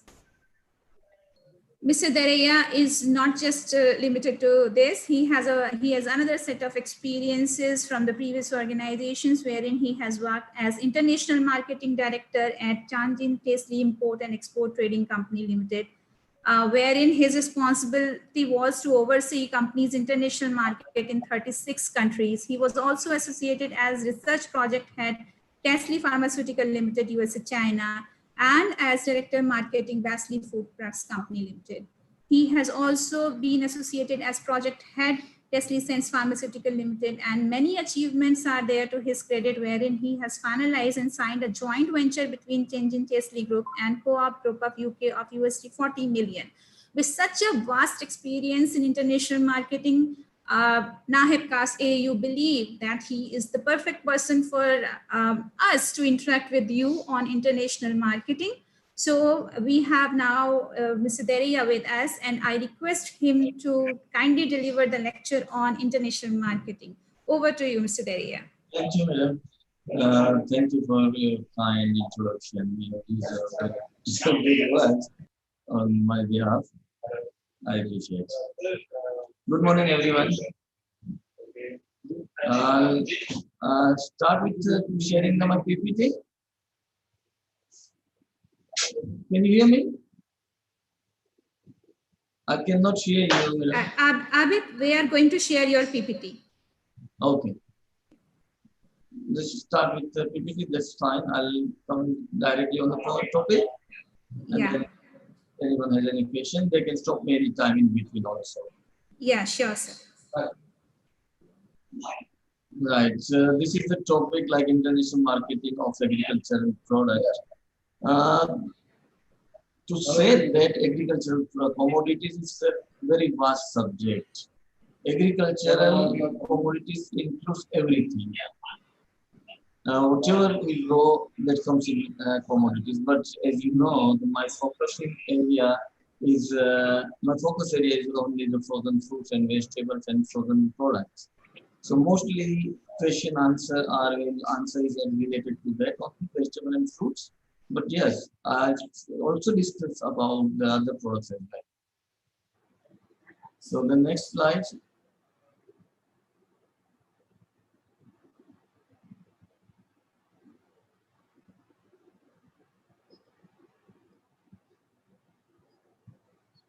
The four topics I'm covering with this slide is introduction, which I have given that about the agricultural product. If you talk about, if you say more about the agricultural products from India, India is exporting many things from India to the world, and there are still ample opportunity to go ahead. And there is a very good chance that we can become a leader in many products of on agricultural products.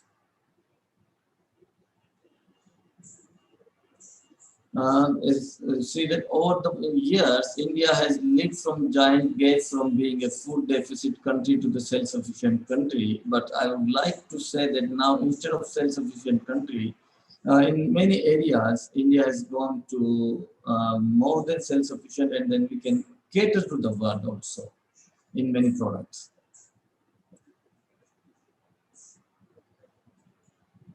Today, our traditional industry is empowered with technology, and we are still, our government is still trying to introduce more agricultural technology to get more yield from the farm. Let me say you here, like potatoes. If you talk about potatoes, per acre yield in India of potato is about per biga is about 10 tons, yes, 10 tons. But in other countries, but when we talk about China, they get about about 14 tons.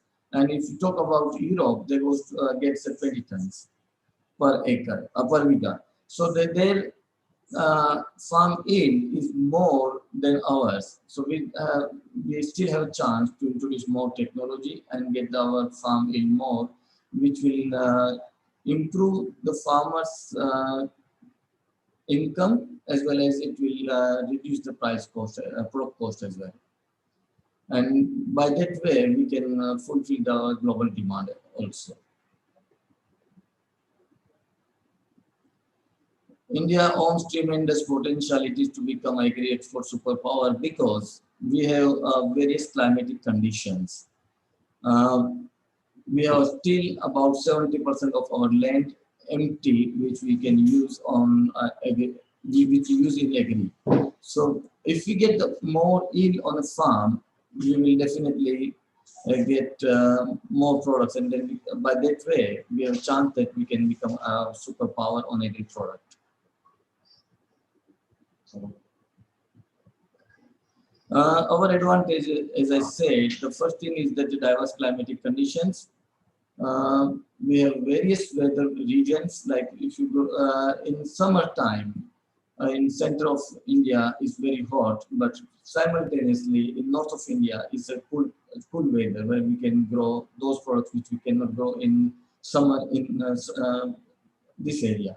When in winter area, the central area is still not that cold, is like north area. So those products which we cannot grow in north, we can grow in central India. So we have diverse climatic condition. We have various season on rain. It's not only monsoon is from June to September, but in south of India, the monsoon season is December, January, February.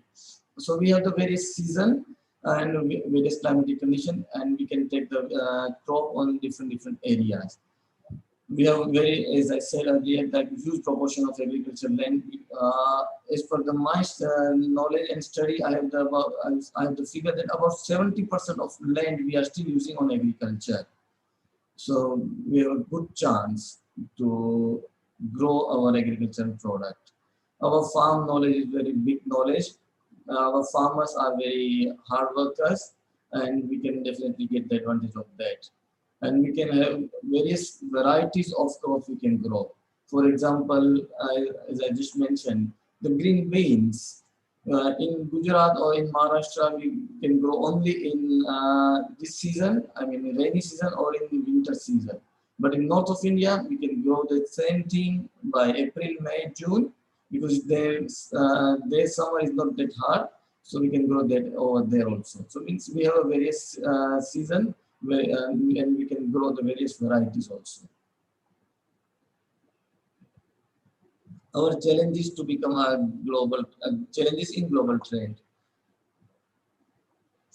The first thing I can say is like a lack of preferential uniform water resources. Uh, Still, like with 70% of our agricultural land, we are depend on a rainy season. We have so much of water every time in this monsoon, but lack of resources, particularly infrastructure, we are still left behind, and we can't take the 3 seasons crop all the time. If we improve in this area, definitely the farming income will increase, as well as our farming supply will also increase. Second thing is that because of the lack of infrastructure, there is no enough supply chain, storage, and marketing strategies. Supply chain, as everyone knows, that Punjab is the biggest grower of Punjab and MP is biggest grower of wheat, but they don't have enough storage there in Punjab, and they leave the this wheat in farms, and during this season like summer or rain, it becomes deteriorated. So we don't have enough supply chain that it can move from Punjab to the south of India or in eastern of India and then store there. And about the marketing strategies, definitely we are very much lag behind in marketing strategy of these agri products, because we don't have a price mechanism where we work. And this price mechanism, can you go back to the back, another previous slide, please? Yes, so thank you. Because of this lack of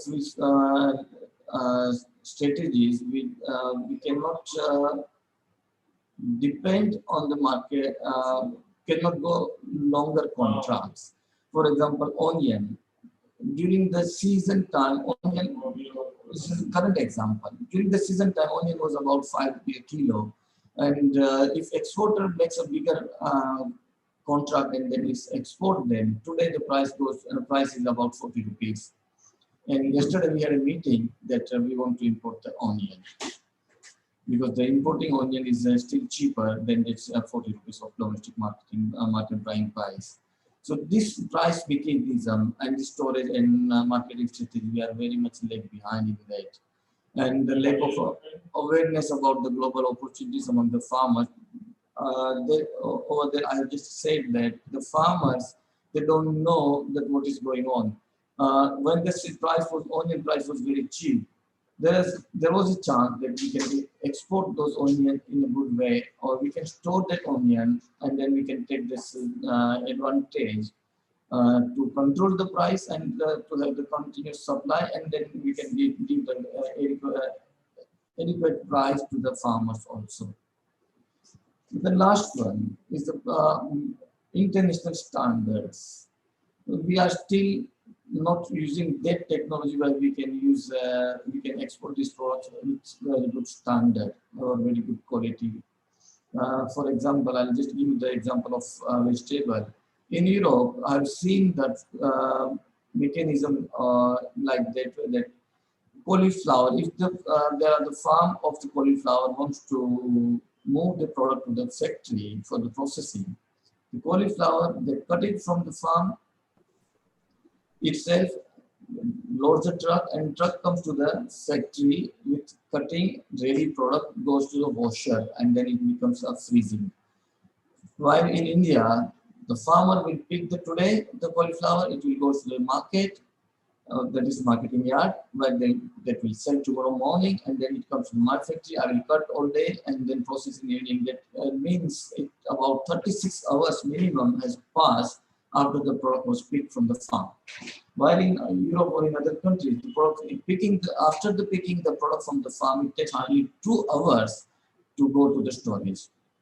So we are still having a lack of knowledge and lack of infrastructure to have the international, to meet the international standards. Next slide, please. Yeah. Now, again, our Prime Minister, Mr. Manmohan Singh, previous Prime Minister, Mr. Manmohan Singh, has said that we are wasting about 20% of our farm products. If we save this or 20% of farm products like fruits and vegetables or anything, that will definitely become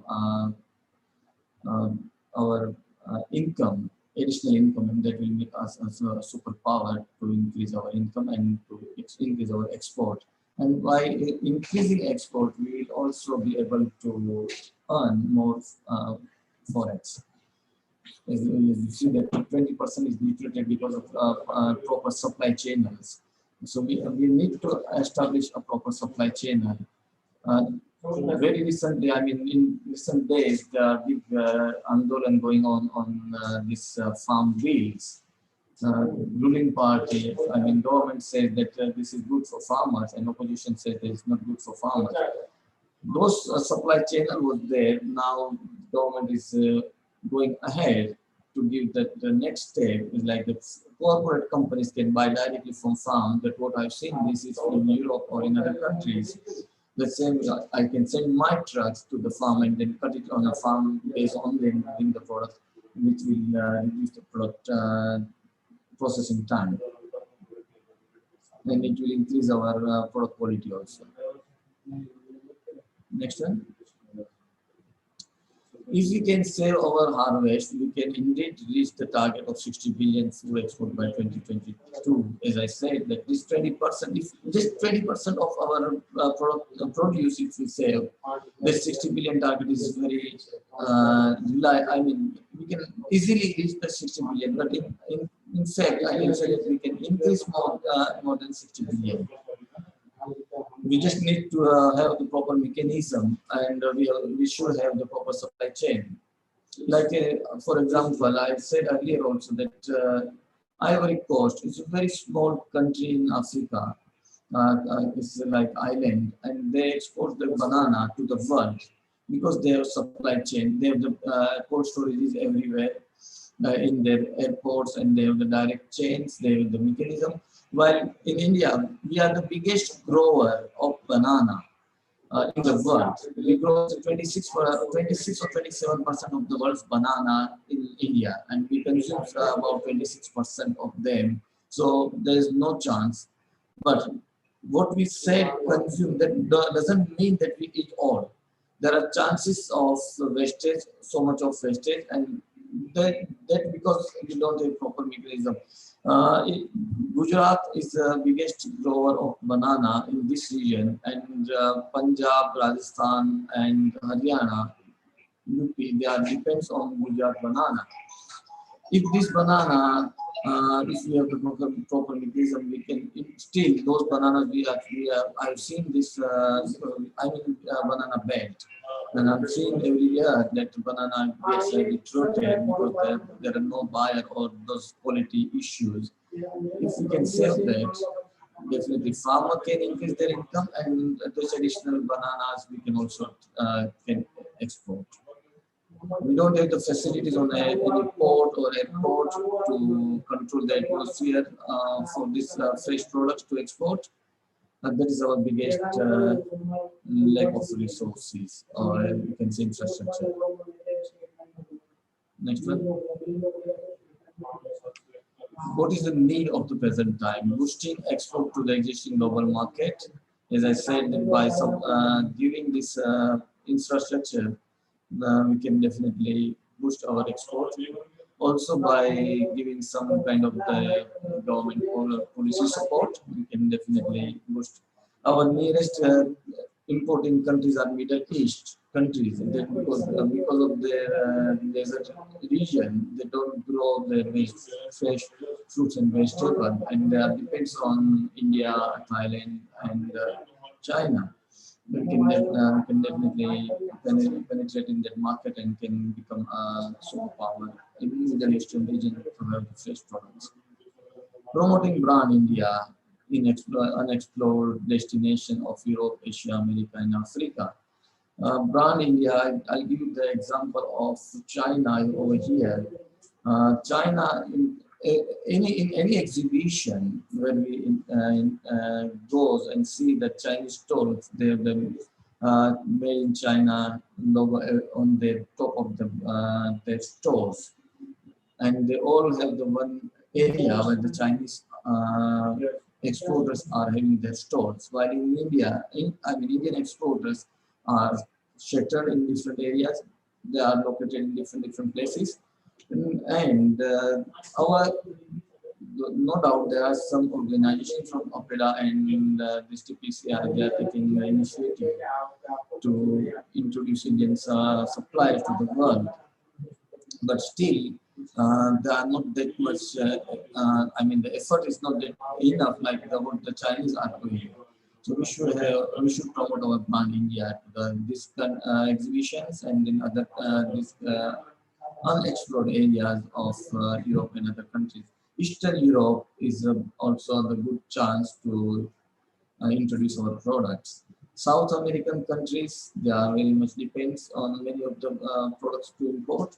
We can also export that market. And Africa definitely has ample opportunity to work in Africa. Next slide. Enabling quality standard and certification to meet the standards of global or respective market, as I mentioned earlier. The quality standard, we are facing so much of issue. I'll give you one more example of okra. Okra was the Indian product. That still is Indian product, but now other countries are growing, particularly the China has shown their presence in this okra market in the world now because of that pesticide issue from India. Our farmers, we do the contract farming with the farmers for the pesticides control, but still many of the farmers, my farmer is having a small land and he's using a non-pesticide product for me, but the next to him, another farmer is using the pesticide product, and then by air it comes to my farmer's plot, and then my product gets sold. So this is the things we need to improve our quality standard and the certification. Like many of the Indian companies, they don't have the BRC or they don't follow the BRC standards. We should have these standards in fresh produce, the global gap recognition companies. We need to have the farms as well as suppliers to have the global gap certification to meet the global standards. Increasing the centers for testing, research, and development facilities across the nation. I can say that we don't have enough resources for this. We don't have testing labs. For example, if I want to export anything from Anand, I have to send the products to the laboratory in Mumbai. Why there is no laboratory in Gujarat which I can rely on them? Near around. I have the big cities around me, Ahmedabad and in Baroda. I don't want to say the name of lab in Ahmedabad, which is recognized by government of India. But I say I don't need to send in sample. They will just give me the lab certificate, whatever I need. This is not a good way. This is not good practice, and that harms our product standard. That harms our brand image. And it also harms our country's image in our market. So we need to definitely increase our testing and research labs across the nation. And linking farmers to the global opportunities. AFEDA is doing a good job in this. AFEDA has introduced a website on this that farmer can take direct opportunities. That farmer can get the opportunities and they can link with the one market directly. Next slide. Next slide. What is efforts and growth we can do is now lots of efforts are being made by the government of India. As I said just now, national councils and AFEDA has introduced the portal which can introduce farmers directly. Just one second. Hello? Hello? AFEDA has done a good job in that. Next slide. This is like a promotion of various facilities like drip irrigation, canal irrigation, sprinkler irrigation to have the better harvest throughout the year. And in those lands which we are using only in monsoon, we can get the more farm products and many farming products as well. This efforts we need to do. Next one. Yes, again the same thing, development of perennial water resources like multiple crop season in a single year, less dependency on monsoon, and by that way we can increase our export and we can increase our farm supply as well.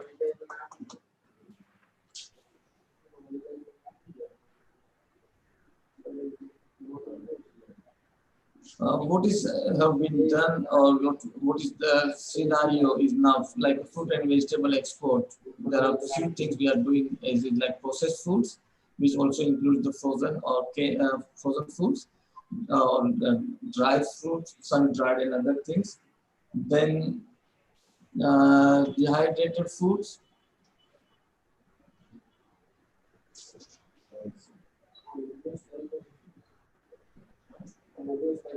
And the canned foods, we do also the frozen foods. Can you just take the slide bit up? I can't see the at the bottom. Slide. Okay.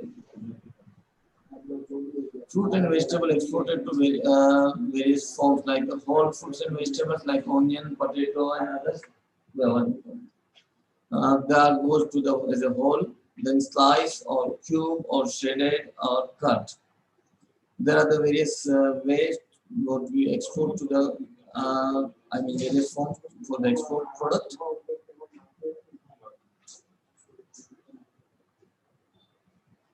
Can you make slide a bit small? There's still, as I mentioned, that huge growth is yet to come. There are good chance that we can become a world leader and become a superpower. We can increase our farmers' income by 22. What is our government target is, and we also can reach our target $60 billion agri products export. So there are good chance to have international market on agri products. Thank you so much, Abid. And we have a bunch of questions for you because this is such an interesting topic, So many questions are coming up, and I hope that we will be able to address all of them. The very first thing is about related to the marketing itself, wherein someone is asking, and I think someone is keen to export on this. So he's asking that if the products are there, the biggest challenge lies how to find the market and what is the kind of exact product to send. Like how should we decide on the product and how should we decide on the market and how to find a suitable exporter for oneself. So could you please explain that? I think the APEDA is the biggest support on this question. You can contact APEDA. We can talk to them. APEDA has the database that which product we can export and which form and which country is importing. And also APEDA has the price idea also. They can give you the price idea that on which price they can import, what is the expenses. And APEDA also giving various kind of the subsidies to export these products. Apart from APEDA, we can also go to the various exhibitions. Now there are various websites available on the internet. We can explore the websites and check the data. Also, with there are some websites available who shows the data that what are being exported from India. So you can check on the websites also. Definitely, exhibition is there, and after exhibition we can have one-to-one meeting to the customers, and then we can look at what we can export from India. Dr. Tamra, yes, sir. One question. Please. Yes, sir. Abid, responded this side. Actually, what you're saying, this is okay, good, but we are here, we have something in our mind because some not only students, but some audiences, they are also expecting something from us to ask you as a practitioner. You are processor, you are exporter, you have wide knowledge also. Few questions which cannot be supported with database. If you can elaborate something like 2-3 questions, apart from Dr. Tamra asked you something, one thing related to this first one. Suppose some new startup is there. The person who has just entered into this business of export, he is not an established person. In that situation, even the database of APIDA or any other house does not work. So in that situation, how to proceed? Startup, he is a very enthusiastic person. He has resource base, but doesn't have the practical experience. Because when houses are well established in trade, then there is no problem. But how to get established? This is one thing. In this scenario, the best is exhibitions, where like some exhibitions like Gulf food in Middle East, entire Middle East region. Nowadays, the Gulf food is the biggest exhibition in the world. Entire world comes there. You can meet, you can see, you can explore the opportunity, you can see the products, you can meet the various buyers, you can meet the various sellers, and that's a one-to-one meeting. It's not the database, it's not the, anything online, but it's one-to-one meeting directly. So that's the best opportunity on a startup. They can take a opportunity and they can meet the buyer seller things. On that exhibition also there are various seminars going on. So they can even attend those seminars where the buyer seller meet is going on. One side there sits all the buyer, and the opposite of them there sits all the sellers, and then they talk each other. So that way also is the best opportunity to start with something new.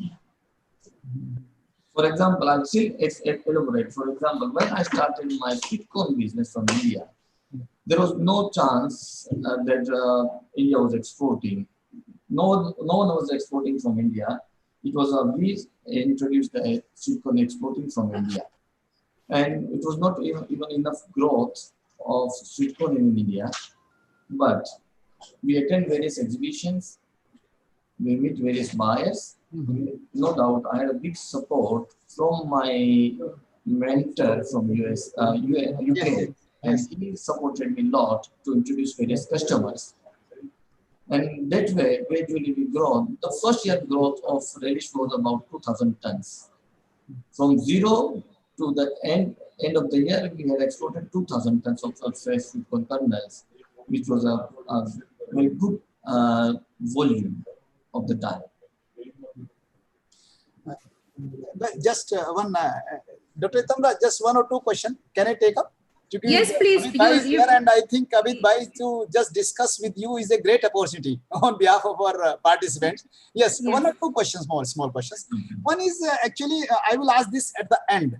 2, 3. One question is malpractices involved in trade. You may not tell these things here. I know this thing, and no database is there. There are some practices involved and some agents are involved. Can you throw some light on these issues and how to address those issues? Though very difficult to support anything with proper database, because particularly the startups or the people who want to enter into this business, they want to know these things. And the people like you who are well established know these things.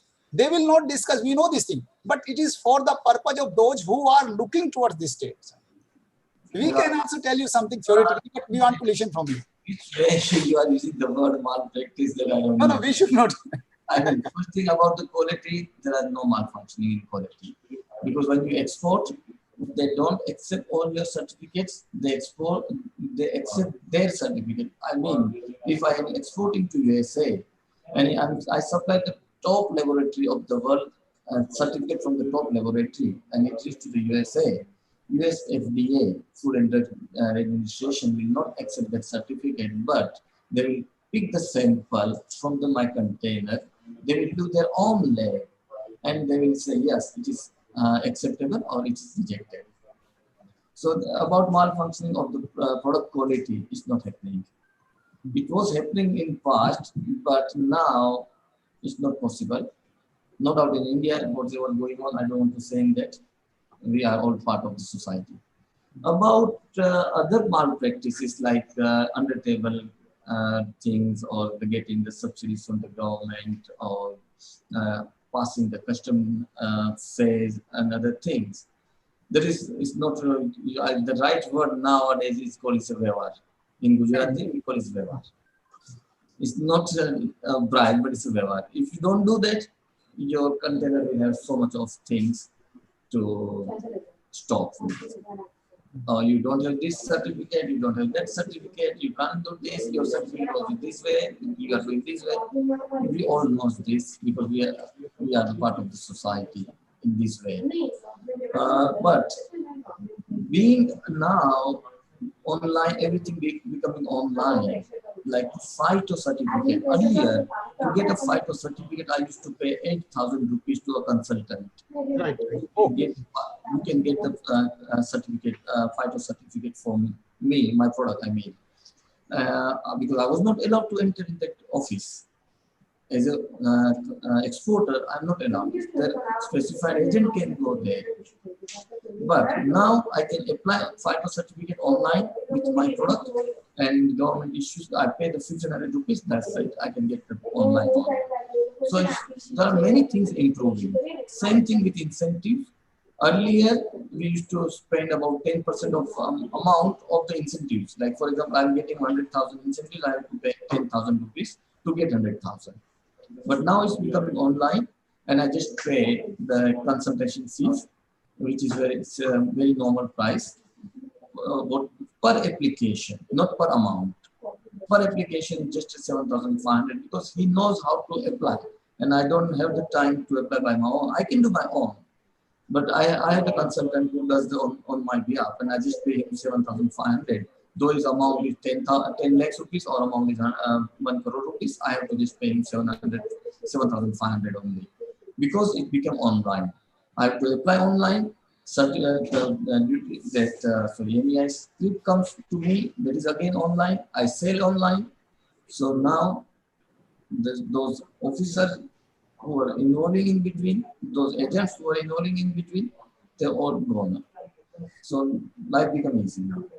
Going through the agents or going on your own, once you are established trader or exporter in this business, normally people say that when you have a fixed party with you over the last 10 years, you are doing business. If there's something 10 to 15%, something, they can address it. Address means on accounts of quality or something else. But if you are a fresh exporter, maybe a person who has just entered in that, if you go by through the trader, through the agents, there is some problem.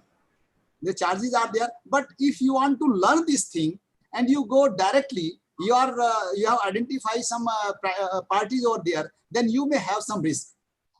Is it true? True. That's true. Yeah. Please, I mean, that is part of business everywhere. And that risk is there always. Even as an established company, really, you also have to take some time to calculate risk. Right now, due to this COVID situation, I have to pay all cash here to my packing material, to my CH agent. I have to pay the shipping line. Earlier, we used to get a credit of 30 days. Now, their all credit is gone and they don't want to work on credit. I have to pay them cash. While my buyers, they ask for credit now. If I don't give them credit, they get the credit from others because of additional supply. For example, sweet corn, Indian market was about 100,000 ton of sweet corn. Right now, we don't consume that much.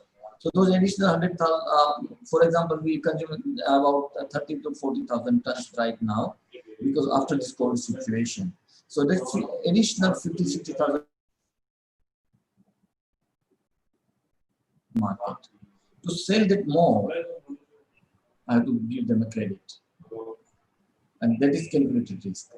Though we are established, sometimes if I give them credit, I don't know the money will come back or come to me or not.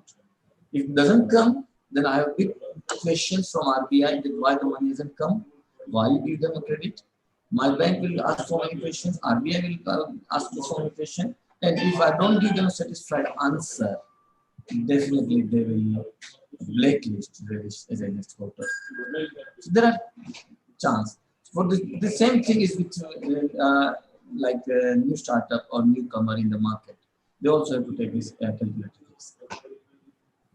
how you do see this these three ordinances to have been passed recently, just 2-3 days back from the parliament? These three agriculture ordinances. Agriculture ordinance, one is from ECC, as Essential Commodity Acts, now free market is there and one market. And infrastructure, I think private sector will take a lead now in infrastructure development and processing facilities. And second is the contact farming. How these two things will help increasing the export business, and particularly in line of the farmers, whether farmers will get the benefit or only traders will take the maximum part of this pie. See, I'll explain that there will be no traders. If the way the government wants to improve, there will be no traders afterwards. Like for example, I do the contract farming. I'll buy directly from the farmers without any APMCs. And as I mentioned in my presentation, I can buy those my new techniques, and I can send my truck direct to the farm and take the products cut, clean, and everything from the farm only. The issue over here is our farmers, particularly in Gujarat or in Maharashtra, the farmland are too small. And the way government wants to improve, it will not affect it will not have a right way effect in those small farmers. Definitely it will have adverse effect, because the price mechanism works from those APMCs. And if there is no control of APMC, then the corporate companies, they are allowed now to buy directly from the farmers, and they will buy at lower prices with the small farmers. No doubt, the big farmers can negotiate with corporate companies, but the small farmers, they don't have a chance to negotiate. So it has, I cannot say, but it will be like a balance. For the small farmers, loss. For the bigger farmers, gain. But for the small farmers, like farmer producers organizations or FPCs that the government is emphasizing, so where do you see their role in order to get the benefits of this particular ordinance that you are already mentioning, aggregation and collectivization? I mean, to be very critical answer, Yes. they don't have any role. And when it's like any big corporation is buying anything, then you know that everything goes on the table. This farmer association, you just pay them their authorities, and they will allow you to do what you want to do with small farmers or even big farmers. This is happening. It's great. This is very, very important. Yeah. This is though quite challenging, because we are actually emphasizing on the creation of FPOs, and this has become actually challenge for us now, because we are also in the process of choosing one and promoting one as the role model, and so many farmers are also interested. So according to you, like it's a question that is out of my own interest.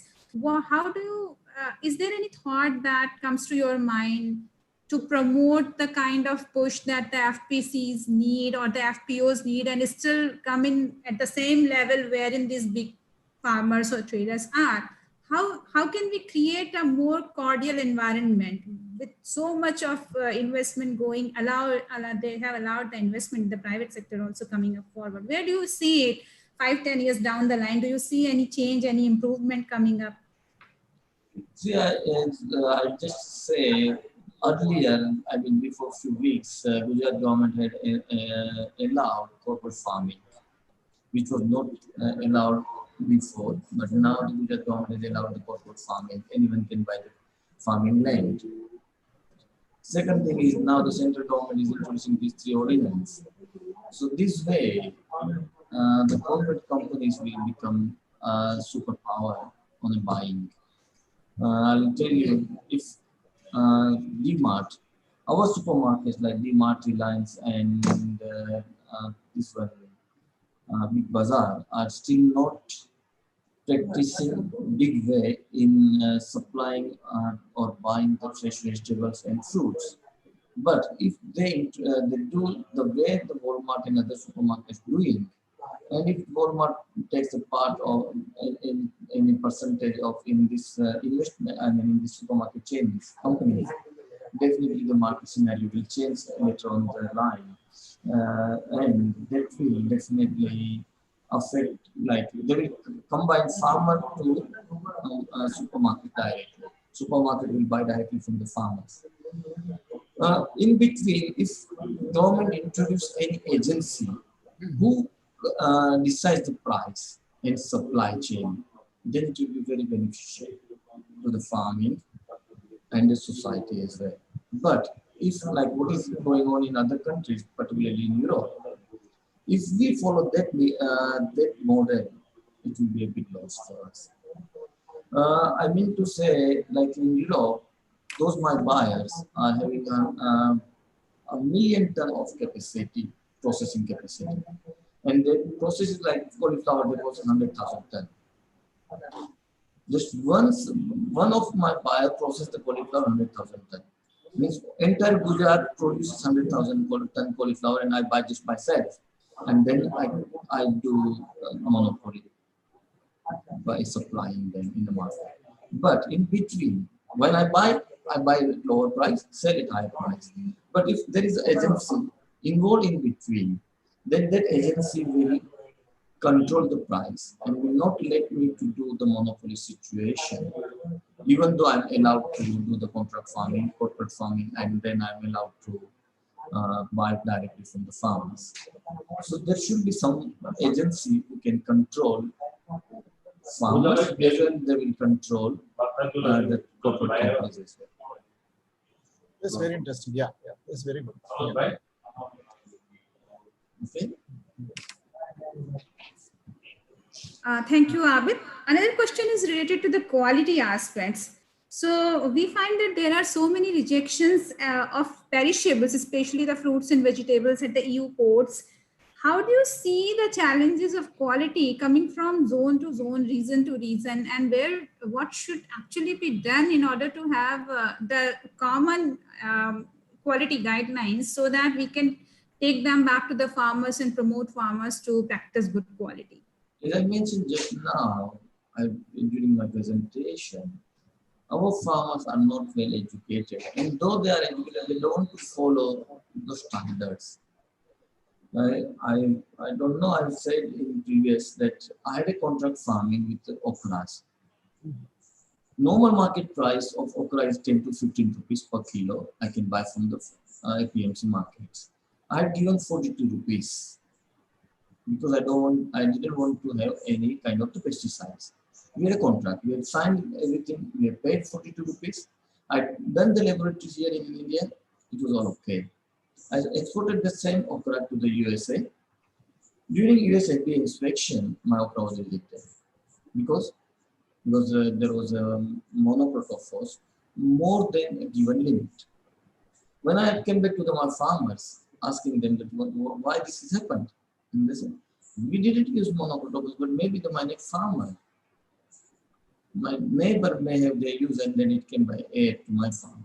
This was I just explained in my presentation that this happens like this way, that because of the small size of farm, that next neighbor farmer does this, uses this practice, and then it comes to my farm also. So quality standard, we need to definitely improve. We need to do the global gap certified farming. Then we can export directly without any interference of any agencies. Even importing countries agency will not take this much of seriously, like it is a green chain. For example, Relish as a company, we have been audited by US FDA. Auditor came direct from USA, and he audited me 5 years back. Since that time, I'm in green channel. My container goes to USA. It will goes direct to my customer's warehouse. No doubt, US FDA comes occasionally, and they take the samples, and then they do the laboratory. And till now, I have no issue after that okra incidents, and I'm still enjoying the green channel. If any day, any product will reject by US FDA, I will lose my preference of green channel. What the preference I'm enjoying now, I will lose that chance, and then I will become a yellow channel, and then it will be red channel. So this way, definitely we need to improve on quality certification and standards. Thank you, Abid. I see three more questions for you. And the very first is you talked about linking farmers to the global opportunities. So could you please elaborate that a bit more and how can we do that? I cannot say about Gujarat, but about farmers in Punjab or farmers in north of India and some farmers in south of India are also having big lands. I'll give you, those farmers, if they can get the opportunity to work with direct importer in international market, then they become merchant. They are grower and merchant. Definitely, they can take the more. They can become more careful because they are exporting now. They are earning more, so they will not do any malpractices. As what I said, that even I've given them instruction that not to use propagate pesticide, and they use it. So this way, if the big farmers, if they have the big land, then they can become merchant and they can go with the importer. They can sign a contract, big contracts, round the year contract, and they can use their land continuously. I'll give you one example. There is a farmer in Modasa district. His name is Dayabai. He is having a big land, the entire family, the joint family. He is the head of family. HUF, in Indo Undivided Family, and they in a family they have a big land. Their son, his son gone to Netherlands for the study. After study, he realized that and he introduced that new technology of storage of potatoes, what is nowadays become a trend for the processing varieties. Dayaba was the first farmer who took the initiative to have their own cold storage, own farming technology. They imported all machineries from sowing till harvesting. No man interference, no human touch. Everything was by machine because they had a big land.